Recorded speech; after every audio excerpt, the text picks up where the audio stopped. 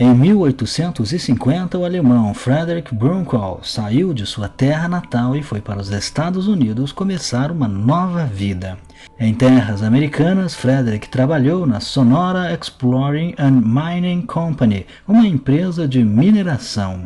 Eventualmente, Frederick se mudou para a região oeste dos Estados Unidos e em 1858 começou por conta própria a exploração de uma mina de prata em San Pedro, no estado do Arizona, localizado a 13 quilômetros do que no futuro viria a se tornar a cidade de Tombstone, perto do rio San Pedro.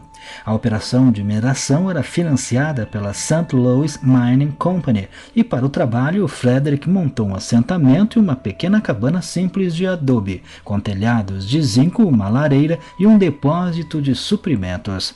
Para quem não sabe, Adobe, além de ser o nome da famosa empresa que produz softwares para computador, principalmente com foco na parte de criação de arte digital, Adobe também é o nome de um tijolo grande de argila, que é seco ou cozido ao sol e que por vezes é misturado também com palha ou capim para deixar o tijolo ainda mais forte. Para ajudar no trabalho, Frederick contratou um químico chamado John Moss, seus primos James e Williams, um cozinheiro alemão chamado David Bontrager e alguns trabalhadores mexicanos para fazer o trabalho mais pesado. No dia 23 de julho de 1860, William foi sozinho até a cidade para comprar mantimentos e voltou 3 dias depois, no dia 26. Quando chegou de volta na cabana, William viu uma cena aterrorizante. O local havia sido completamente saqueado e James estava já sem vida no chão. William correu até uma guarnição de soldados que havia nas proximidades e no caminho ainda encontrou o corpo de John sem vida jogado no deserto e o corpo de Frederick com uma perfuração na cabeça e jogado no poço de mineração.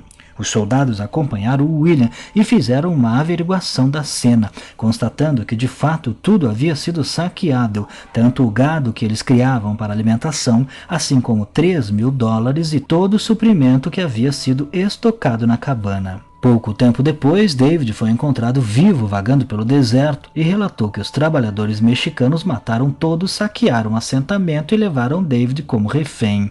Quando alcançaram a fronteira, eles deixaram David ir embora vivo porque o consideravam um bom cristão. Os corpos dos companheiros então foram enterrados perto da cabana. Depois de todo o incidente com o grupo de Frederick, a cabana ficou abandonada por algum tempo, até que Milton Duffield mudou-se para lá em 1873 para começar a explorar as minas de prata da região. Porém, quando Milton chegou na propriedade, outro homem chamado James Holmes já estava morando na cabana e se recusava a sair. Então, no dia 5 de junho de 1874, Milton foi até a cabana decidido a expulsar James. Só não contava que James Holmes estava fortemente armado e não hesitou em disparar várias vezes contra Milton, tirando sua vida. O problema é que Milton Duffield era o primeiro marechal dos Estados Unidos nomeado para o território do Arizona, ou seja, era uma pessoa extremamente conhecida e influente. Por isso, James foi capturado pouco tempo depois e condenado como um assassino de sangue frio. Inclusive, estranhamente, os registros relatam que Milton foi encontrado sem vida e desarmado, o que era improvável para um marechal. Ainda assim, é dessa forma que a história ficou registrada oficialmente. O corpo de Milton também foi enterrado próximo à cabana, assim como os das vítimas do incidente de Frederick. Pouco tempo depois, a cabana foi ocupada por índios Apache e em 1875 Sidney DeLong, Tom Jefford e Nick Rogers foram até a cabana para ocupá-la, mas foram violentamente expulsos pelos indígenas, com Nick perdendo a vida no conflito. Em 1877, o garimpeiro Ed Shefflin, conhecido como o pai de Tombstone, também foi até a cabana com seu irmão All para tentar ocupá-la, mas desistiu depois que os índios Apache o receberam com bastante violência. A cabana ficaria sob posse dos índios por pouco tempo depois disso, pois o criminoso Frank Stilwell finalmente conseguiu se mudar para a cabana, mas também teve o mesmo fim dos outros que estiveram no local. Frank foi morto por uma autoridade local na estação de trem de Tucson, não muito tempo depois de ter ocupado a cabana. Em 1897, um grupo de criminosos ocupou a cabana, mas uma discussão entre eles acabou em tiroteio, o que tirou a vida de vários deles, que também foram enterrados novamente próximo à cabana. No total, cerca de 22 pessoas foram enterradas ali, e com o tempo o local ganhou a fama de ser mal assombrado e amaldiçoado, e ninguém mais tinha coragem de ocupar o local.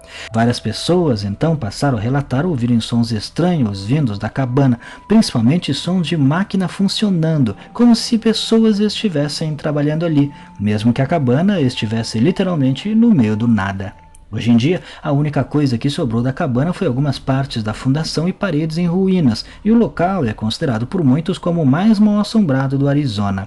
Além disso, a cabana, ou o que restou dela, faz parte de uma área de conservação nacional, ou seja, provavelmente não vai ser mexida e ficará lá mesmo, sozinha e sendo destruída pelo tempo.